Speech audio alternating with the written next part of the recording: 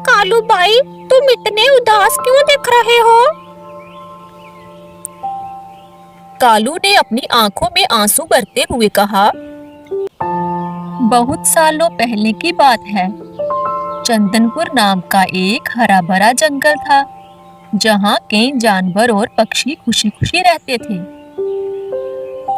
उसी जंगल में चमेली नाम की एक मासूम बकरी रहती थी, जो बहुत दयालु और शांत स्वभाव की थी।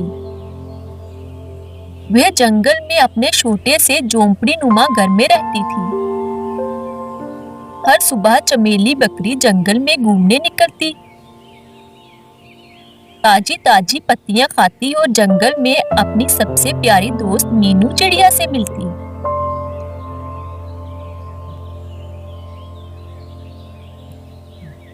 मीनू, आज तुम मुझसे पहले यहाँ आ गई हो। हाँ चमेली बहन, मैंने सोचा आज मैं तुम्हारे साथ जंगल की सैर करूंगी और जंगल का हर कोना देखूंगी। मीनू, तुम मेरे पेट पर बैठ जाओ, मैं तुम्हें पूरा जंगल घुमाती हूँ। फिर मीनू चमेली की पीठ पर बैठ गई और वो दोनों जंगल में घूमने निकल गए। मीनू बहुत ही चंचल और बुद्धिमान थी। वह बकरी की तरह ही दयालु थी और हमेशा दूसरों की मदद करने के लिए तैयार रहती। उसी जंगल में कालू कौवा अपनी पत्नी गोरी के साथ रहता था। वह दोनों बहुत ही चालाक थे। वह हमेशा दूसरों की चीजें चुराने और अपना पेट भरने की तरकीबें सोचा करते थे। गोरी, मेरा तो भोजन ढूंढने का बिल्कुल मन नहीं करता। काश जंगल में कोई ऐसा जानवर मिल जाए जिसे हम अपनी बातों से बेवकूफ बनाएं और उसके लाए भोजन को खाकर मजे करें। कालू जी, बात तो आपकी सही है, और ऐसा जंगल में हमें कौन मिलेगा जो हमारी बातों में फंस जाए। गोरी, चलो जंगल के बीचों बीच चलते हैं, क्या पता कोई मिल जाए।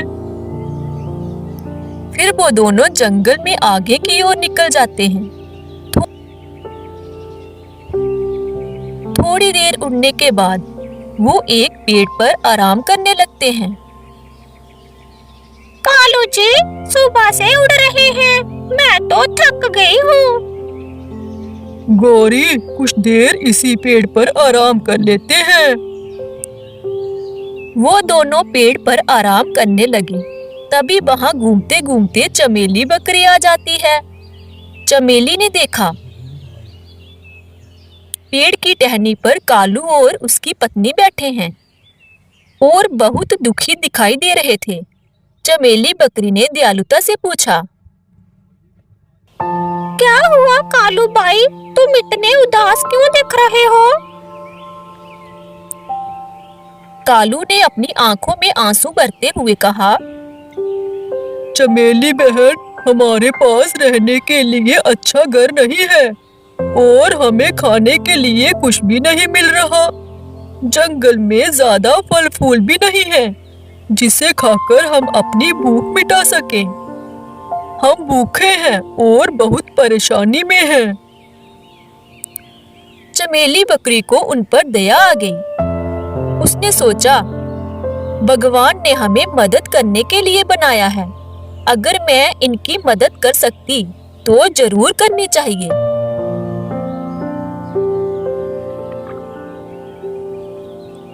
चमेली बकरी ने कहा, तुम दोनों चिंता मत करो, मेरे पास आ जाओ। मेरी झोपड़ी में बहुत सारा अनाज है। जब तक तुम्हें कुछ नहीं मिलता, तुम मेरे साथ मेरी झोपड़ी में रह सकते हो और भोजन खा सकते हो। यह सुनकर लालची कौवा और उसकी पत्नी बहुत खुश हुए, लेकिन उनके मन में एक और चालाकी की योजना चल रही थी। कालू कौवा अपनी पत्नी गोरी के साथ चमेली बकरी के घर पर आकर रहने लगा। वह दोनों बकरी के दिए हुए भोजन का आनंद लेने लगे और मस्ती करने लगे।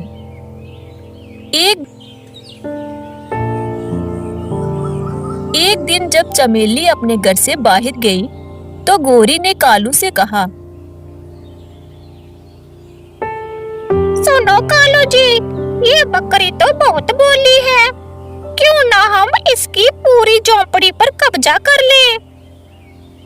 गौरी, ये हम कैसे करेंगे? हम इसे डराकर इस झोंपड़ी से भगा देंगे और इसकी झोंपड़ी पर कब्जा कर लेंगे। ये बकरी इतनी बोली है, आसानी से चली जाएगी। अगर यह बकरी जहाँ से चली गई तो यह घर हमारा हो जाएगा।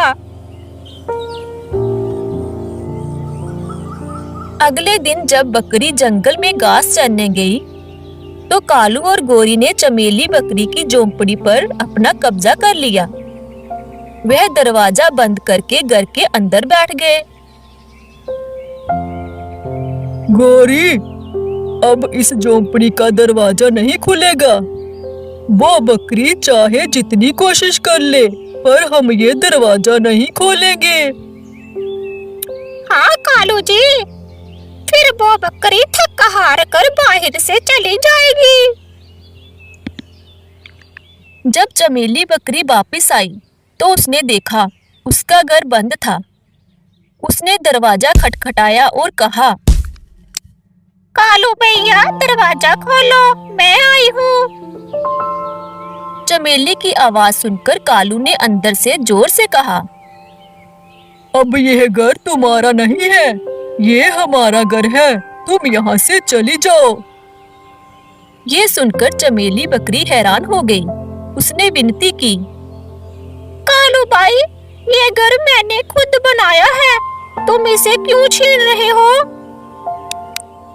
गोरी ने मजाक उड़ाते हुए कहा, अब यह घर हमारा है, अगर तुम्हें अपना घर चाहिए तो जाकर नया बना लो। मासूम बकरी दुखी होकर रोने लगी।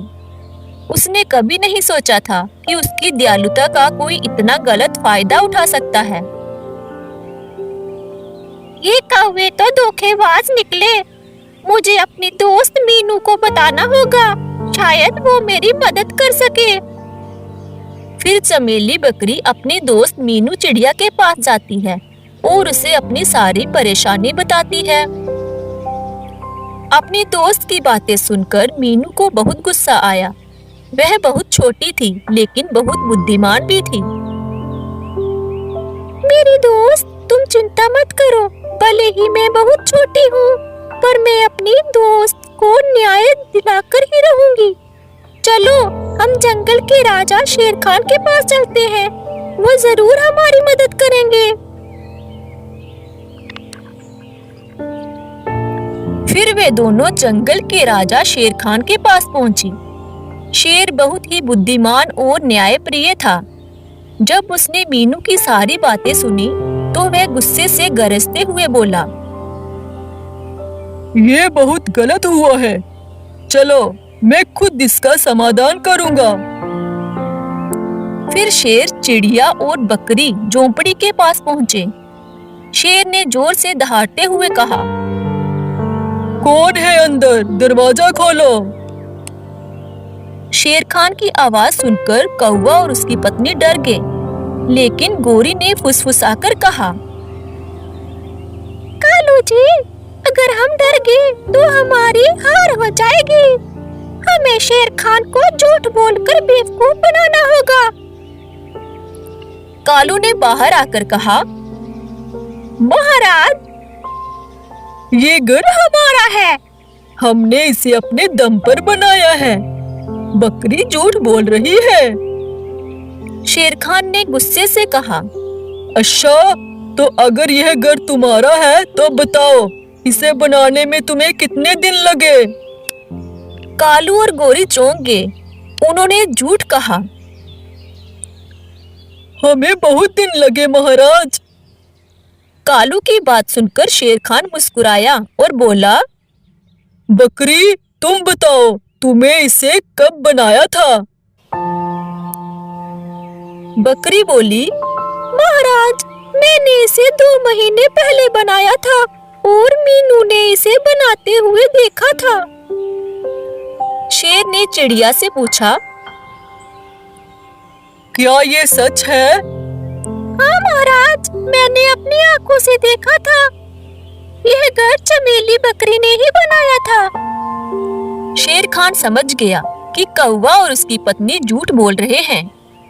उसने गुस्से से दहाड़ते हुए कहा, लालची कौवा, तुम्हारी सजा ये है कि तुम कभी किसी का घर नहीं छीनोगे। अभी इसी वक्त इस घर को खाली करो।